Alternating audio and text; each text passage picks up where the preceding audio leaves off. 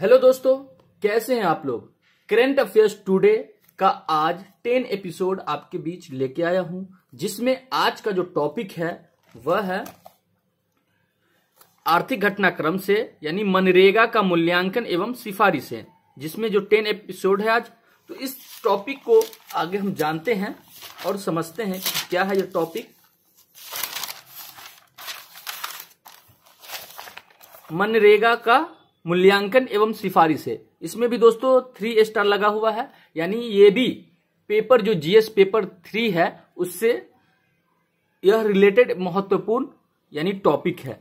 तो इसके बारे में समझने से पहले हम जो पिछले 2 एपिसोड में जो एक ऑब्जेक्टिव क्वेश्चन लेके आ रहे हैं आपके बीच, जो आपको प्रीलिम्स के लिए इंपॉर्टेंट रखता है, इसी मैगजीन में जो दिया हुआ है उसको पहले हम डिस्कस कर लेते हैं।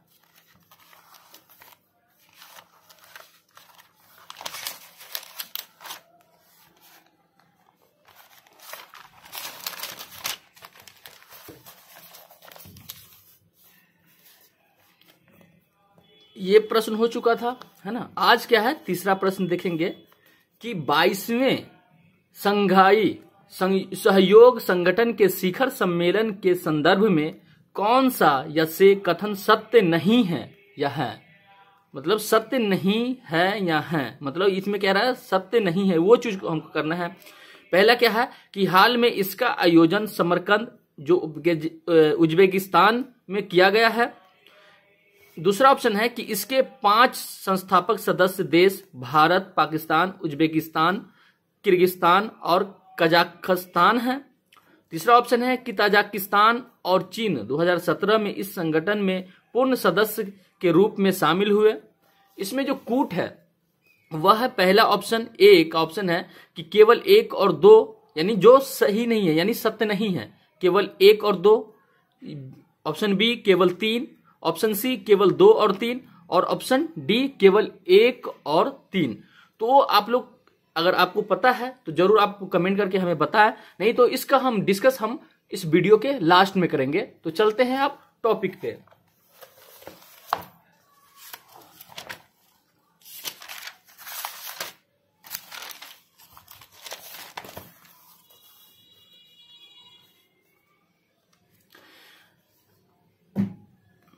अब देखेंगे चर्चा में क्यों है ये, इससे रिलेटेड जो मनरेगा का मूल्यांकन एवं सिफारिशें हैं, इससे रिलेटेड जो ये है क्वेश्चन संभावित प्रश्न बन सकते हैं, उसके बारे में भी हम डिस्कस करेंगे। लेकिन इसके बारे में हम जो भूमिका है ये हम समझ लेते हैं कि चर्चा में क्यों है, क्या है यह। तो हाल ही में ग्रामीण विकास एवं पंचायती राज पर संसदीय अस्थायी समिति ने मनरेगा अधिनियम मनरेगा के लिए अपनी सिफारिशों पर की गई कार्रवाई रिपोर्ट प्रस्तुत की है ना। अब ये चर्चा में क्यों है, तो चर्चा में क्यों है और इससे जो क्या क्या चीज इसके बारे में बताया गया है, इसको जानने से पहले हम क्या है कि सबसे पहले इससे रिलेटेड संभावित जो प्रश्न है जो यूपीएससी तथा विभिन्न स्टेट पीएसएस में पूछे जा सकते हैं, है ना, तो क्या बन सकता है उसको हम देख लेते हैं पहले, जिससे इस टॉपिक को और समझने में आसानी हो जाएगा। तो आर्थिक संकट से निपटने के लिए मनरेगा एक प्रमुख भूमिका निभा सकती है।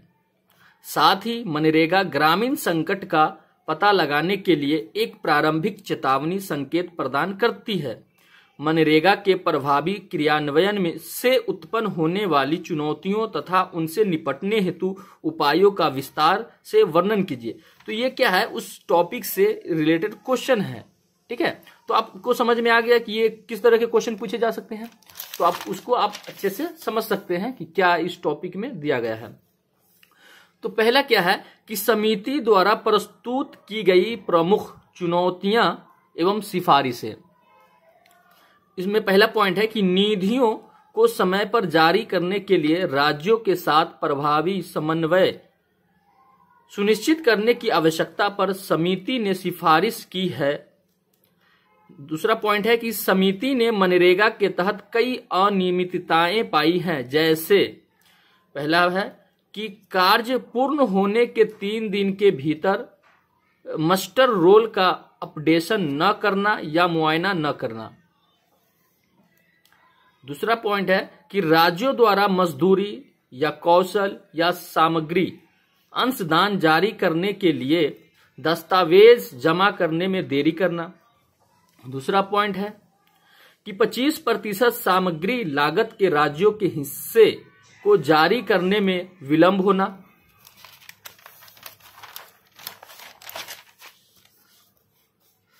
उसके बाद है अगला क्या है पॉइंट कि समयबद्ध और वित्तीय रूप से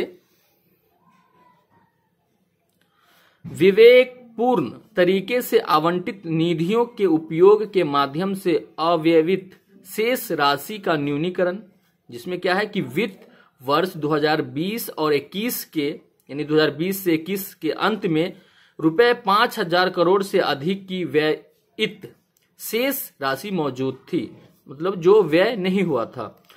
उसमें अगला पॉइंट है कि मजदूरी के समय, अब समझने की कोशिश करें कि ये जो पॉइंट सब दिया गया है यह क्या है, तो समिति द्वारा प्रस्तुत की गई प्रमुख चुनौतियां एवं सिफारिशें, है ना।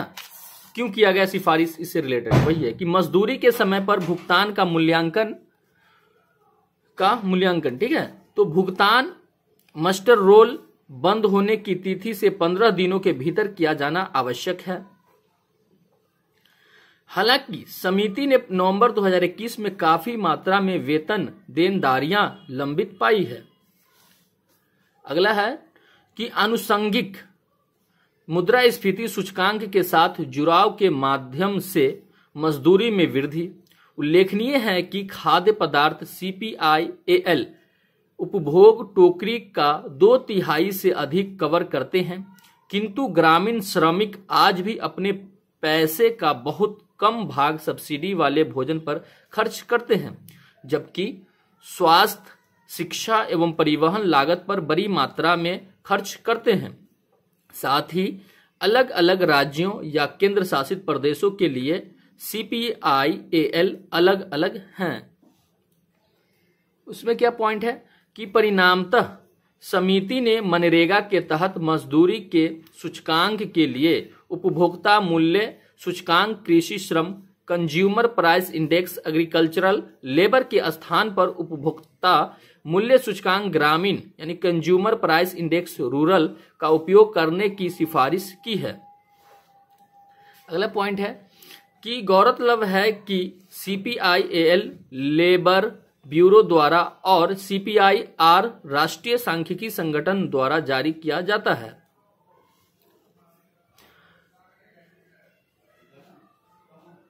मनरेगा के तहत मजदूरी की असमानता को खत्म करने के लिए पूरे देश में एक समान मजदूरी। वर्तमान में विभिन्न राज्यों या संघ राज्य क्षेत्रों में मजदूरी दरों में ₹193 से ₹318 तक उतार चढ़ाव होता है।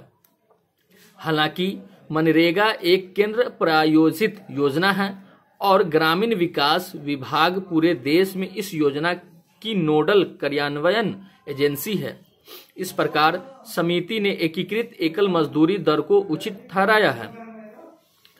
अगला पॉइंट है कि कार्य के दिनों की संख्या में वृद्धि। बदलते समय और विशेष रूप से कोविड महामारी के मद्देनजर उभरती चुनौतियों को ध्यान में रखते हुए मनरेगा के तहत मांगे गए काम के दिनों की संख्या को 100 से बढ़ाकर 150 दिन कर दिया गया है। जिसमें एक पॉइंट है कि समिति ने सिफारिश की है कि वर्तमान में सूखा या प्राकृतिक आपदा अधिसूचित ग्रामीण क्षेत्रों में 50 अतिरिक्त दिनों का कार्य प्रदान किया जा सकता है। साथ ही राज्य सरकारें अपने स्वयं के धन से अतिरिक्त दिनों का कार्य प्रदान कर सकती है। ये सब है समिति का। हम ये पढ़ रहे हैं कि समिति के द्वारा जो प्रमुख चुनौतियां एवं सिफारिशें हैं, ये सब इसमें पॉइंट आता है। ठीक है। उसके बाद है कि अगला पॉइंट है कि मनरेगा के अंतर्गत बुल्ढाना पैटर्न का प्रचार प्रसार करना। इसका प्रयोग पहली बार महाराष्ट्र के बुल्ढाना जिले में सूखा प्रभावित विदर्भ क्षेत्र में किया गया। कुएं, नाले और नहरों के निर्माण या उन्हें गहरा करने से प्राप्त मिट्टी का प्रयोग राष्ट्रीय राजमार्गों के निर्माण हेतु किया जाता है। इस पैटर्न के तहत बुल्ढाना जिले में 5,510 लाख घन मीटर जल भंडारण का निर्माण किया गया है। इससे 152 गांव लाभान्वित हुए हैं। मनरेगा के तहत महिला केंद्रित कार्यों का बेहतर प्रचार प्रसार। देश भर में महिलाओं की भागीदारी का औसत प्रतिशत पिछले 5 से 6 वर्षों से 50% अंक के आसपास टिका हुआ है। इस संबंध में समिति ने सिफारिश की है कि ऐसी परियोजनाओं को प्राथमिकता दी जानी चाहिए जो महिलाओं की आर्थिक स्वतंत्रता सुनिश्चित करने पर केंद्रित हो। अगला पॉइंट देखते हैं कि कोविड-19 या आपात स्थिति की चुनौतियों का सामना करने के लिए चिकित्सा सुविधाओं सहित बदलती मांगों को पूरा करने के लिए योजना में सुधार। इसमें है कि समिति ने सिफारिश की है कि मनरेगा के तहत काम करने वाले सभी मजदूरों को संबंधित गांव में ही जॉब कार्ड से संबंधित मुफ्त बुनियादी चिकित्सा सुविधाएं प्रदान की जानी चाहिए। अब उसके बाद है कि मनरेगा से संबंधित अन्य मुद्दे क्या क्या हो सकते हैं। तो दोस्तों, ये जो हम आपके बीच लाते हैं, जो सिर्फ आपको हम अपनी आवाज तक, मतलब जो लिखा हुआ है, हम अपनी आवाज के माध्यम से आप तक पहुंचाने की कोशिश करते हैं कि जो दृष्टि करंट अफेयर्स है, ये जो विभिन्न टॉपर्स होते हैं यूपीएससी में या स्टेट पीसीएस में, वो भी कहते रहते हैं कि हमने दृष्टि जो मैगजीन देती है उनका फॉलो किया था, उनका अध्ययन किया था। तो इसीलिए हम चाहते हैं कि भारत के विभिन्न छात्रों को ये जो है दृष्टि जो करंट अफेयर्स टुडे जो मैगजीन जो है प्रोवाइड करती है बच्चों को, छात्रों को, ये सभी बच्चों के पास उपलब्ध नहीं हो पाता है। तो मेरा जो सोच था कि ये सभी बच्चों को उपलब्ध कैसे हो, तो हम वीडियो के माध्यम से अगर सभी टॉपिक को अगर अपलोड कर दे यूट्यूब पे, तो वो बच्चे देख सकते हैं और इसका फायदा उठा सकते हैं। इसी वजह से, है ना, तो हम बस आवाज यानी डिस्कस नहीं कर रहे क्योंकि लंबा वीडियो बन सकता है ना। जो ज्यादा बच्चे ये एफोर्ड नहीं करते कि लंबा वीडियो देखें, है ना, ज्यादा से ज्यादा 15-17 मिनट के वीडियो यही आपके लिए बहुत ज्यादा हो गया, है ना। तो बस आप इसको जो हमारी आवाज जो है, जो लिखा हुआ है आप तक पहुंच रहा है, उसको अच्छे से ध्यान से सुने और जो इसमें जो शॉर्ट नोट बन सकता है उसे बनाने की कोशिश करें। उसके बाद है कि मनरेगा से संबंधित अन्य मुद्दे। केंद्रीय ग्रामीण विकास मंत्रालय ने मनरेगा के तहत सोशल ऑडिट में देरी पर रिपोर्ट जिसका शीर्षक जो है सोशल ऑडिट कैलेंडर बनाम ऑडिट पूर्ण, यानी social audit calendar versus audits completed है, जारी की है। जिसमें है कि इस रिपोर्ट में बताया गया है कि इस वित्तीय वर्ष में केवल 14.29% नियोजित ऑडिट ही पूरे किए गए हैं। उसके बाद है कि सोशल ऑडिट और मनरेगा की धारा 17 के तहत कार्यक्रम के तहत निष्पादित सभी कार्यों को एक सामाजिक लेखा परीक्षा से गुजरना होगा। प्रत्येक सामाजिक लेखा परीक्षा इकाई पिछले वर्ष में राज्य द्वारा किए गए मनरेगा व्यय के 0.5% के बराबर धन की हकदार है। इसमें जो पॉइंट है कि ऑडिट में मनरेगा के तहत बनाए गए बुनियादी ढांचे की गुणवत्ता जांच, मजदूरी में वित्तीय हेराफेरी और किसी भी प्रक्रियात्मक विचलन की जांच शामिल है। उसके बाद मनरेगा से संबंधित अन्य जो मुद्दे हैं कि एक हालिया रिपोर्ट के अनुसार कुछ राज्य स्वीकृति से अधिक मनरेगा निधि का उपयोग कर रहे हैं। ये राज्य ग्रामीण जरूरतमंदों के लिए आजीविका के अवसर पैदा करने के बजाय ग्रामीण अवसंरचना के निर्माण पर इस निधि का व्यय कर रहे हैं। इसमें जो सब पॉइंट है कि मनरेगा के दिशा निर्देशों के अनुसार एक वर्ष में योजना आवंटन का 60% कृषि और संबंध गतिविधियों के लिए उपयोग किया जाएगा। शेष 40% निधि का उपयोग परिसंपत्ति या अवसंरचना के निर्माण, प्रशासनिक उद्देश्यों एवं मजदूरी के लिए किया जाएगा। अगला पॉइंट है कि इस प्रवृत्ति ने आजीविका के अवसरों से सृजन को प्रभावित किया है। इसके अलावा इस योजना के तहत केंद्र के खर्च में भी वृद्धि हुई है।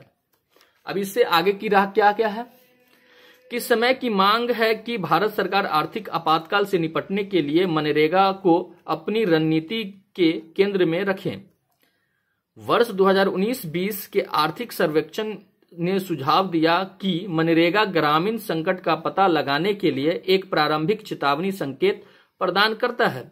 ग्रामीण संकट के परिणामों को कम करने के लिए मनरेगा को एक साधन के रूप में मानने से समग्र समावेशी एवं सतत विकास में मदद मिल सकती है।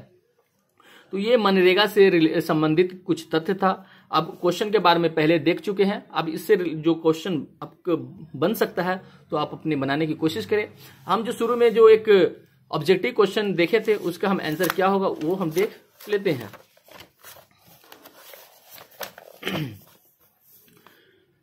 क्या था कि 22वें संघाई है ना 22वें संघाई सहयोग संगठन के शिखर सम्मेलन के संदर्भ में कौन सा या से कथन सत्य नहीं है। तो यानी क्या है, जो सत्य नहीं है उसको चूज करना है। तो हाल में इसका आयोजन समरकंद उज्बेकिस्तान में किया गया, ये तो बिल्कुल सही है। ठीक है, इसके 5 संस्थापक सदस्य देश Bharat, Pakistan, Uzbekistan, Kyrgyzstan, Kazakhstan है। तो दोस्तों ये भारत नहीं है, पाकिस्तान नहीं है और उज्बेकिस्तान भी नहीं है, ये है किर्गिस्तान, कजाकिस्तान।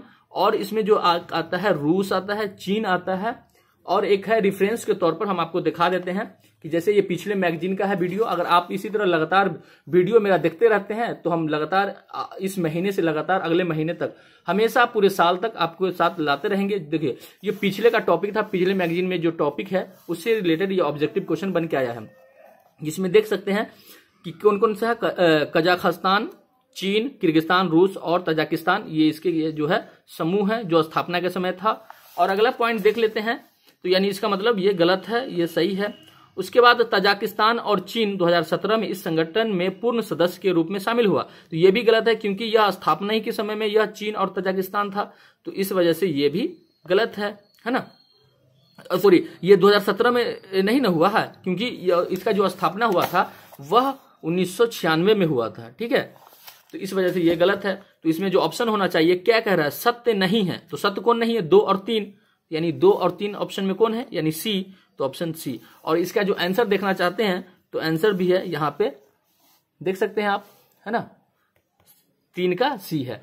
तो इस तरह से आज का ये टॉपिक कंप्लीट हुआ और अगले एपिसोड में हम मिलते हैं अगले टॉपिक को लेकर के। तो आज के लिए इतना ही। अगर आप चैनल पे नए हैं तो चैनल को जरूर सब्सक्राइब कर ले, और वीडियो अच्छा लगा है तो अपने दोस्तों के बीच भी शेयर करें जिससे उसे भी इसका फायदा हो सके। तो मिलते हैं अब नेक्स्ट एपिसोड में। आज के लिए इतना ही। जय हिंद।